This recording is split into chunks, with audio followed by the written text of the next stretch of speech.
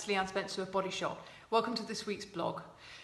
This week's blog is all about why high intensity is important. So I want to talk a bit about that, issue a couple of words of caution if you're unused to exercise or you haven't worked out for a while, but also talk to you about the best types or my favourite types of high intensity exercise. So I hope this will be really useful for you. So the benefits of high intensity exercise are many. This is not an exhaustive list, but the first one is that it's the hormetic effect that high intensity exercise can have on the body. And what I mean by that, hormetic is something that in large doses would actually be toxic or poisonous or bad for us, but in small doses is actually very beneficial. And there are lots of things that can have that hormetic response, and exercise is one of them. So high intensity exercise that really puts the muscles and the body and the heart and the lungs under intense strain for very controlled periods of time has that hormetic response, providing of course that you're giving yourself adequate rest and recovery, which is absolutely key. So one of the benefits is that it has that hormetic response. And the other is that it is considered something called eustress, which is that it's a positive state of stress for the body to be in. The 2 points are kind of linked really. So eustress, E-U-S-T-R-E-S-S, as opposed to distress, for example.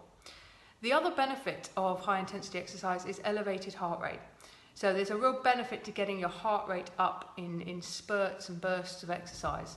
That strengthens the heart, strengthens the lungs, and it's a very positive thing to pump fresh oxygenated blood around the body. So elevated heart rate is a real positive. There's something called EPOC, E-P-O-C, which stands for excess post-exercise oxygen consumption. Now what happens is when you work at really high intensities, after you finish the burst of exercise or the exercise session, your body is burning more oxygen than it would be otherwise. So if you did a low or medium intensity exercise session, then you would not be burning as much oxygen as you would be if you'd done a high intensity session. So you really get that benefit of burning additional oxygen. And what that actually means for us is that you're burning more calories. So that's one of the benefits as well. You'll burn more fat in high intensity sessions. And the last one I'm going to talk about today is lactic acid management. So lactic acid is when you get that wobbly leg burning feeling in the muscles, usually from prolonged exercise, and people who are new to exercise get it a lot. Well, interval training or high intensity training helps you to process out that lactic acid. So you get used to generating the lactic acid, and then the body gets practiced at essentially processing it out of the muscles. So that's just a handful of benefits for high intensity exercise. The other, of course, is that it doesn't take very long. So if you're time crunched and you don't have more than 20-30 minutes, sometimes you don't even need that, 10 minutes with a warm up and a cool down, then a high intensity session is maximum bang for buck. So how do you do this? What are some of the ideas I can give you? Well, firstly, a word of caution. If you are new to exercise, if you're recovering from injury, if you're rehabbing something, or you're recovering from an illness, be careful jumping straight into high intensity exercise. If you're completely new to exercise, consult your doctor first. Word of caution out the way, my favourite way of high intensity exercise at the moment is spinning. So we were recently out in New York, I podcasted about this a while back, and we discovered a class called Soul Cycle. Now there's an equivalent here in London if you're watching this from London or you're London based, and it's called Cycle, P-S-Y-C-L-E. The website is cyclelondon.com, and they have these amazing spin classes. So there's lots of very, very technical bikes all set up in a row, music's pumping, the music's been approved by DJs, and you spin, you basically bicycle to the beat. It's really, really good fun, but very high intensity. So that's our latest thing. I will also do Tabata, and Tabata is a form of exercise where you have a 4-minute session basically, 20 seconds of high intensity exercise, 10-second rest, and you repeat that, you cycle through that 8 times, and that becomes your 4-minute session.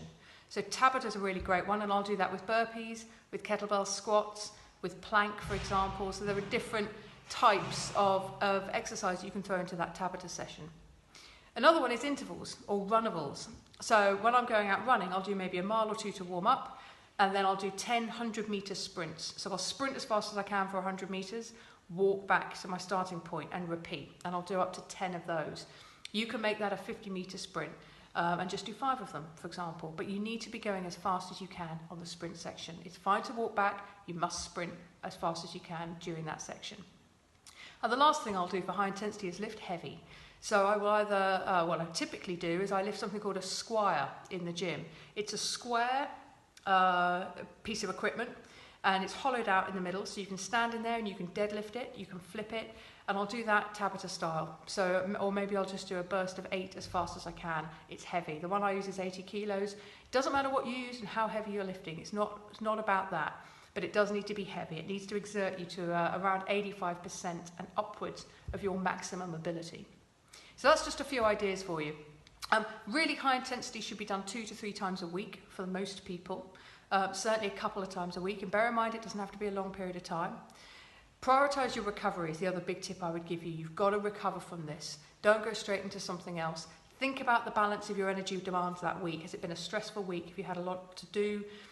Maybe you just do a short burst of high intensity, or maybe it's more appropriate that you spend the time doing yoga or just building more walking into your day. So think about prioritising recovery. That's where the magic happens in terms of your gains, your health gains. And the last one is to twin it with moderate and daily life movement. So 2 exercise sessions that are high intensity a week. Maybe in an ideal world you'll have 5 moderate intensity sessions. That could be light jogging or brisk walking. And then every day you have a consistent amount of daily life movement. So you're up and down. You're not sitting for more than 30 minutes, but you're just generally very active in a low level way.